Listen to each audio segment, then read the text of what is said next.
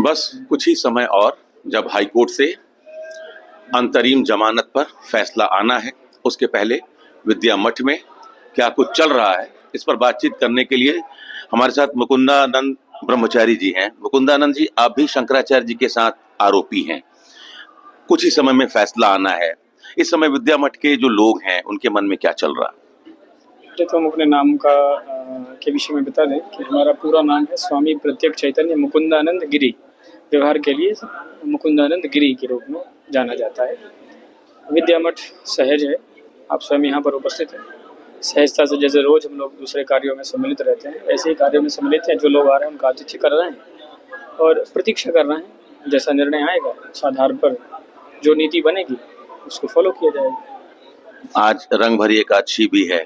आज से काशी में होली की शुरुआत होती है और आज ही के दिन इतना महत्वपूर्ण फैसला आना है, तो क्या लग रहा है मन में, क्या कुछ चल रहा है महाराज जी आपके? देखिए, फैसले के विषय में तो हम कुछ नहीं कहेंगे, लेकिन जहाँ तक रंग भरी एकादशी के उपलक्ष्य में आप पूछ रहे हैं तो इतना हम जरूर कहना चाहेंगे कि जिस तरह का कार्य किया गया है प्रदेश की पुलिस के द्वारा, मौनी अमावस्या के दिन हमारे बच्चों को मारा, हमारे सन्यासियों को मारा, हमारे ब्रह्मचारियों को मारा, वृद्धों को मारा, महिलाओं को मारा, शंकराचार्य जी की पालकी घसीट दी।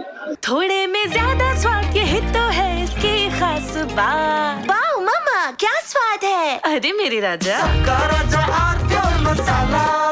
11 दिन तक उनको वहाँ रहना पड़ा। उसके बाद षड्यंत्र के तहत उनके ऊपर एक मारपीट का आरोप लगाया, उनके ऊपर धन का आरोप लगाया। उसके बाद उनके ऊपर इस तरह का दुष्चरित्र आरोप लगाया जाए। हमारे जीवन में रंग का मामला नहीं है अभी।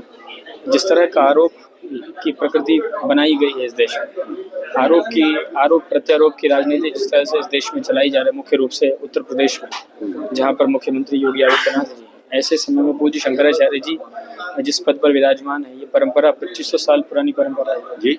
2500 वर्ष की परंपरा है शंकराचार्य। ये शंकराचार्य परंपरा वो परंपरा है जिसने हमको धर्म की शिक्षा दी। हम कहते हैं ना कि कुछ बात है कि हस्ती मिटती नहीं है हमारी, वो जो कुछ बात है वो परंपरा की बात है। परंपरा के कारण हमारी हस्ती समाप्त नहीं हुई, तो मुगल और अंग्रेज आकर के तो हमारी परंपरा हम नष्ट हो गए होते। आज भी यदि हम इस समाज में वर्तमान में विद्यमान है तो हमारे गुरुओं की देन है। इतनी प्रबुद्ध, इतनी अद्भुत, इतनी ऐतिहासिक परंपरा के ऊपर ऐसा झूठा मनगढ़ंत आरोप लगा करके जो आपने एक वातावरण देश में बनाने की कोशिश की है, उसके बाद मन में अब रंग हो ना हो इस तरह की बात नहीं है। मतलब बहुत दुखी हैं, बहुत आक्रोशित हैं कि हमारे आचार्य जिनका जीवन समाज कल्याण के लिए, लोक कल्याण के लिए, गौ रक्षा के लिए, गंगा रक्षा के लिए, पर्यावरण रक्षा के लिए, परंपरा रक्षा के लिए, गुरुकुल रक्षा के लिए, बच्चों के संरक्षण के लिए जिसका जीवन जाना जाता है, जिसका अत्यंत पवित्र जीवन है, जिसका जीवन क्रिस्टल है, जिसका जीवन पारदर्शी है, जिसके जीवन में कुछ भी छुपा हुआ नहीं है, उस महापुरुष के ऊपर आप इतना घिनौना आरोप लगाते हैं। इसलिए रंगभरी एकादशी की बाकी सबको, देशवासियों को शुभकामनाएं हैं। निश्चित रूप से सबके जीवन में रंग आए, खुशियाँ आए। सब मठ में इस समय कोई नहीं, सब किसी के मन की क्या स्थिति है वो हम नहीं जानते। हम अपने मन का दुख बता रहे हैं। हमारे मन की जो व्यथा है वो ये है कि जिस देश में हम रहते हैं, चाहे जिस देश में 100 करोड़ हिंदू हैं, 100 करोड़ हिंदू जिस देश में आकर के रहते हैं अपने आप को हिंदू कहते हुए, उस देश में हिंदुओं के शंकराचार्य पर इतना बड़ा आरोप लगता है जी। और लगाने वाला अपने आप को हिंदू कहने वाली सरकारें हैं। लगाने वाला जिस समय सबसे बड़ा हिंदुओं का ब्रांड एम्बेसडर अपने आप को समझने वाले योगी आदित्यनाथ जी की सरकार में जब इस तरह का मिथ्या प्रलाप स्वामी रामभद्राचार्य के शिष्य हिस्ट्री सीटर 76A जो उसका नाम है, 76A के द्वारा मनगढ़ंत आरोप जिन बच्चों से संबंधित लगाया जाता है, जबकि उन बच्चों से मठ का कोई संपर्क नहीं, कभी वो हमारे यहाँ आए, कभी नहीं पढ़े, कभी उनको हम लोगों ने देखा तक नहीं। फोटो में ही एफिडेविट जब उन्होंने जमा किया, कोर्ट वाले कागज में उन दोनों बच्चों की फोटो पहली बार देखी। जिन बच्चों से हमारा कोई लेना देना नहीं है, उन बच्चों से जोड़ करके आपने हमारे महाराज जी को अपमानित करने की जो कोशिश की है, इससे हमारा मन बहुत दुखी है, बहुत व्यथित है। कभी आशुतोष ब्रह्मचारी का नाम भी सुना था आपने? प्रकरण से पहले आशुतोष ब्रह्मचारी का नाम सुना था। ये जो आशुतोष है, ये कृष्ण जन्मभूमि का केस करना है ऐसा कह करके हमारे पास आया था। हमारे पास, हम लोगों के यहाँ व्यवस्था क्या है कि हम आगत का स्वागत करते हैं। कोई भी जब आता है तो हम उसका स्वागत ही करते हैं। अब वेश की सेवा की जाती है। वेश बना करके आया था, बढ़िया धोती पहना है, बढ़िया कपड़ा। हमने इसका सम्मान किया था, पिछले साल कुंभ में ही हमारे पास आया था, हमने इसको शॉल उड़ाया था, रुद्राक्ष की माला दी थी, अपने बगल में बैठाया था। अच्छा। हाँ, हमारे पास आया था ये पिछले साल 2025 में। फिर उसके बाद ये बद्रीनाथ में जो हमारा मठ है उसमें भी आया था कि हम कृष्ण जन्मभूमि का काम कर रहे हैं, दर्शन करना है तो। लेकिन जब हम लोगों को पता चला इसका ये, तो हमको अपने ऊपर भी ग्लानि हुई कि भाई साधु का वेश धारण करके जैसे रावण भगवती सीता जी के पास चला गया, साधु का वेश देख करके वो बहुत ही मतलब भिक्षा देने के लिए अपनी सीमा से बाहर चली गई, परिणाम भगवती सीता को भुगतना पड़ा। तो अच्छा परिणाम नहीं। अफसोस हुआ कि उसको पहचान नहीं पाए। निश्चित रूप से अफसोस हुआ, जिंदगी भर इस बात का अफसोस हमको रहेगा। हमारी जो कुछ रेखांकित करने वाली गलतियां हैं उसमें एक गलती ये रहेगी कि हम इस दुष्ट हिस्ट्री सीटर को पहचान नहीं पाए और हम उससे मिल लिए थे पहले, वो हमारे पास आ गया था, हमको यदि पता चलता कि वो हिस्ट्री सीटर है तो हम भला उससे क्यों मिलते। वेश से तो पता नहीं चलता है, लेकिन हमें इस बात का निश्चित रूप से दुख रहेगा कि हम चाहे जाने में चाहे अनजाने में एक हिस्ट्री सीटर को अपने बगल में कैसे बैठा लिए, कैसे उसका चेहरा हमने देख रहे, हमारी आंखें क्यों नहीं फूट गई थी ऐसे हिस्ट्री सीटर का मुख देखने के बाद। मतलब इस बात का हमको जीवन भर दुख निश्चित रूप से रहेगा, एक हिस्ट्री सीटर। लेकिन हम हिस्ट्री सीटर के रूप में तो उससे मिले नहीं थे, हम तो उसका वेश देख करके उसका सम्मान कर रहे थे, भ्रम में आ गए। अब वेश मतलब अब इस घटना के बाद हमारे लिए भी ये जीवन का बहुत बड़ा प्रकरण प्रसंग हो गया कि अब हमको जो दिख रहा है वो वही नहीं, जो भी आए उसी से मिल लेना, उस पर विश्वास, सब पर विश्वास कर रहे हैं कि जो प्रकृति साधुओं की सामान्य रूप से होती है वो हमको बदलना पड़ेगा, हमको पुलिस वाली स्थिति रखनी पड़ेगी। पुलिस जो है, साधु और पुलिस में अंतर क्या है कि साधु सब पर विश्वास कर लेता है, धोखा खा जाता है, जैसे भगवती सीता ने कर लिया धोखा। और जो पुलिस है वो विश्वास नहीं करती, शंका करती, जैसे हनुमान जी ने शंका कर दिया कालनेमी के ऊपर और फिर हनुमान जी को कोई दिक्कत नहीं हुई। तो हम लोगों को भगवती सीता जी वाली जो प्यार की नीति है, प्रेम की नीति है, वो शैली बदल करके हनुमान की नीति पर जाना पड़ेगा। कोई यदि कालनेमी दिख गया तो उसको पूंछ में पकड़ करके वहीं पर पटक देने की। महाराज जी, आप छात्र बनकर आए थे और आज आप ब्रह्मचारी हैं मठ के, आपका पूरा जीवन बिताया, आपने कभी, आप तो यहीं के हैं, तो ये जो सवाल उठता है रहस्य लोक, ये जो है कि लेवाइस लाइफ, ये है स्विमिंग पूल, इस पर आप क्या कहना चाहेंगे? आरोप लग रहे हैं मठ पे। देखिए, आरोप लगाने वाले तो जो आरोप लगाना चाहे लगा ही सकते हैं, कोई दिक्कत नहीं है। क्या लाइफ है, हम अपना लाइफ बता दें आपको अनुमान होगा कि नहीं पता नहीं, हम नहीं जानते। 24 घंटे में एक बार भिक्षा करते हैं हम केवल, 24 घंटे में एक बार मतलब भोजन करते हैं, जिसको भिक्षा कहते हैं, जिसको सन्यासी एक बार भोजन करते हैं। शुद्ध सात्विक भोजन वो भी उसके हाथ का करते हैं जो हमारा परिचित है, जो हमारे यहाँ का साधु है, जो हमारे यहाँ का ब्रह्मचारी है, जिसने संध्या पूजा किया, उसके हाथ का बना हम खाते हैं।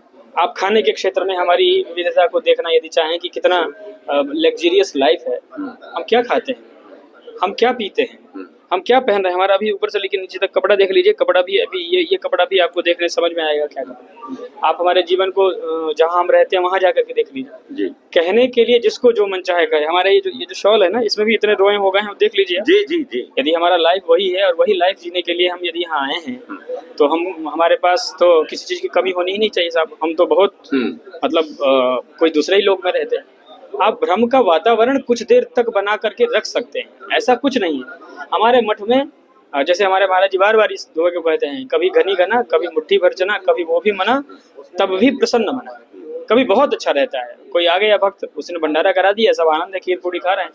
कभी सामान्य है और कभी कुछ नहीं, कभी उपवास व्रत चल रहा है तो कभी उपवास व्रत भी करते हैं। आप किसी के इमेज को बिल्डअप करने के लिए झूठी कहानी को गढ़ करके कोशिश कर सकते हैं, लेकिन जो हमको जानता है उसको, वो जो हमको जानता है, जो हमारे पर विश्वास करता है, जिसने हमारे जीवन को देखा है, उसको आप भरमा नहीं सकते। भरमा मतलब उसको आप दिग्भ्रमित नहीं कर सकते हैं। तो इस तरह के झूठे आरोप प्रत्यारोप केवल दिग्भ्रमण के लिए। मठ में कोई ऐसा रहस्य नहीं, मठ सबके लिए है। आपके लिए भी मठ है, हमारे लिए भी मठ है। जो भी पुराने पत्रकार हैं वो स्वयं हमारे मठ को कई बार देख चुके हैं, अंदर बाहर सब जगह से। हमारे मठ की व्यवस्था देखना हो आप तो आप खुद ही बाहर जाके देख लीजिएगा कि कई जगह ऐसे जहाँ पेंट तक नहीं हुए, कांच फूटे हुए हैं। तो इतना भी नहीं, हम लोग तो जो है, देखिए ये हमारी हीनता नहीं है, लेकिन जो है उसमें हम आनंद से रहते हैं। हमारे लिए वो विषय नहीं, सुखी है, खुशी है, बहुत आनंद है, प्रसन्न है। महाराज एक आखिरी हमको कि हम अपने इस मठ में रहते। एक आखिरी सवाल, जिस भूमिका द्विवेदी ने बयान दिया, जब वो आई थी अध्ययन के लिए, तब आप भी थे यहाँ, आप लोगों ने स्वीकृति दी कि आप यहाँ रहकर अध्ययन करिए। अब वो जो आरोप लगा रही है उस पर क्या कहेंगे? जब भूमिका द्विवेदी आई थी तो व्यक्तिगत रूप से हम तो यहाँ नहीं थे, पूज्य शंकराचार्य जी महाराज भी यहाँ नहीं थे। हम लोगों ने, चूंकि वो जिस परिवार से आती हूँ, हमारे गुरुजी से जुड़ा हुआ परिवार रहा है। स्वर्गीय पंडित रमाशंकर द्विवेदी जी एक अच्छे विद्वान व्यक्ति थे, उनके परिवार की वो। और जब बताया गया कि रमाशंकर जी के यहाँ से कोई माता जी आई हैं, पुस्तक लिखना है, कुछ दिन रहना चाहती है, तो हम लोगों ने उनको शरण दिया। वो रहीं, और रहने के बाद फिर और लंबा रहना चाहती थी। 1 महीना हो गया तो हम लोगों ने कहा कि भाई अब यहाँ से आपको प्रस्थान करना चाहिए। तो उन्होंने छेड़खानी का आरोप लगा देंगे ऐसा धमकी दिया। तो हम लोगों को ये सूचना मिली, हम लोगों ने अपने लोगों को कहा कि भाई आप ऑन कैमरा जाकर के उनसे बात करिए। ऑन कैमरा उनसे बात करके उनको वहाँ से कहा गया कि आप जब 5 दिन के लिए आए थे, कृपया यहाँ से प्रस्थान करिए। अब वो यहाँ से चली गई। अब जाने के बाद अपने मन का खुन्नस, अपने मन का दुर्व्यवहार निकाल रही हैं। बस वही है कि हमने चूंकि उपकार किया है तो झेलना तो हमको पड़ेगा ही। हमारा दोष भूमिका द्विवेदी के मामले में केवल इतना है कि हमने उपकार किया है उनके ऊपर, कि उनको यहाँ पर रहने के लिए शरण दी, खाने के लिए भोजन दिया, उनको सम्मान दिया। हमारा दोष यदि है तो ये है, बाकी और कोई हमारा दोष नहीं है। भूमिका द्विवेदी 1 महीना रह करके मठ का वर्णन कर देती है, पूरे देश को देश कौतूहल वश हो जाता है। हम स्वयं 21 साल से इस मठ में रह रहे हैं। भूमिका द्विवेदी 1 महीने में मठ का वर्णन कर देंगी और वो सब सही हो जाएगा। और 21 साल से रहने वाला व्यक्ति जो कहेगा उसका कोई मतलब नहीं। सवाल 21 साल से रहने वाले को 40 साल से रहने वाले से पूछा जाएगा। खैर, सवाल से पीछे नहीं भागते, हम लोग तो हर सवाल का जवाब देंगे। लेकिन भूमिका द्विवेदी एक स्त्री, ऐसा है ना कि हमारे यहाँ शास्त्रों में, पुराणों में ये बताया गया है कि पुष्पे नापि सुभाषिनी न ताड़े, फूल से भी किसी स्त्री को मारना नहीं चाहिए। इसलिए भूमिका द्विवेदी के चरित्र के ऊपर, भूमिका द्विवेदी के कैरेक्टर के ऊपर, उनके जन्म के ऊपर, उनके आगे के जीवन के ऊपर, पीछे के जीवन के ऊपर, ये विचार आपके ऊपर हम छोड़ देते हैं। आप इसका विश्लेषण कर लीजिए। हम तो केवल इतना ही कहेंगे कि हमारा आरोप केवल इतना है, श्री विद्या मठ का अपराध भूमिका द्विवेदी के मामले में केवल इतना है कि उन्होंने उसके ऊपर उपकार किया था, उनको शरण दी थी, उनको पढ़ने लिखने के लिए अवसर दिया था। यही हमारी गलती है और इस गलती को हम लोग जिंदगी भर दोहराते रहेंगे, उपकार हम करते रहेंगे, क्योंकि हमारा काम है। आपको एक कहानी सुना दें कि एक महात्मा जी गंगा जी के घाट में स्नान करने के लिए गए। जब वो गंगा जी के अंदर डूबने लग गए, मतलब स्नान करने के लिए गए, तो उन्होंने देखा कि एक बिच्छू आया और बिच्छू जाकर के गंगा जी में कूद रहा है जी। तो महात्मा जी ने सोचा कि भाई बिच्छू अंदर जाएगा, डूब जाएगा, तो उन्होंने अपने हाथ से उसको उठाया, उठा करके सीढ़ी पर रखने के लिए चले, तो बिच्छू ने डंक मार दिया। हाथ ऐसे हुआ, फिलहाल बिच्छू को तो बचा दिया था उन्होंने। दोबारा फिर वो स्नान करने चले गए, बिच्छू को देखा कि थोड़ी देर में घूमते घूमते सीढ़ी से बिच्छू फिर वापस गंगा जी में जाए। फिर महात्मा जी हाथ लगाए, फिर बिच्छू डंक मारे, फिर ले जाके वहां रख दे। ऐसे कई बार हुआ। तो वहां जो लोग बैठे थे, उन्होंने कहा महाराज पागल हो क्या? बोले क्या बात है? बोले भाई बार बार तुम उसको बचाते हो, बार बार वो तुम्हें डंक मार दे रही है, क्या मतलब है इसका? तो महात्मा जी ने बहुत अच्छी बात कही। महात्मा जी ने कहा कि देखो, एक छोटा सा जानवर अपना स्वभाव डंक मारने का नहीं छोड़ रहा है, हम साधु होकर के अपना बचाने का स्वभाव कैसे छोड़ देंगे? तो डंक मारने का काम बिच्छू का है, वो डंक मारती रहे, लेकिन हमारा काम बचाने का है। साधु के होने के कारण हम वो अपने स्वभाव को नहीं छोड़ना चाहते हैं। ये सब छोटे मोटे दिग्भ्रमित करने वाले लोगों के कारण जो सच्चे लोग हैं, उनको हम निश्चित रूप से, उनके प्रति जो हमारे मन में उपकार की भावना है, उससे हम विचलित नहीं होंगे। भूमिका द्विवेदी के मामले में जितना हमारा अपराध था, वो यही अपराध था कि हम लोगों ने उनको शरण दिया था। बस इतना ही कहना है और कुछ नहीं कहना। राहत मिलेगी, उम्मीद है ना? सत्य पर, धर्म पर, न्याय पर, गौ माता पर और इस परंपरा के आचार्यों पर हम लोगों को विश्वास है। भगवान जो भी करेंगे अच्छा ही करेंगे, गलत नहीं कर सकता है हमारा परमेश्वर हमारे साथ। जो करेंगे अच्छा ही करेंगे। तो मुकुंदानंद गिरी जी को ये उम्मीद है, आरोपी हैं शंकराचार्य के साथ ही, उम्मीद है इनको कि हाई कोर्ट से इनको राहत मिलेगी। Amit Singh, TV9 UP, Varanasi. अरे श्रीमती जी, कुछ तो सस्ता लो। नहीं श्रीमान जी, सब बढ़िया लो। इसमें क्या खास बात है? थोड़े में ज्यादा स्वाद, यही तो है इसकी खास बात। क्या स्वाद है? अरे मेरे राजा, सबका राजा और प्योर मसाला।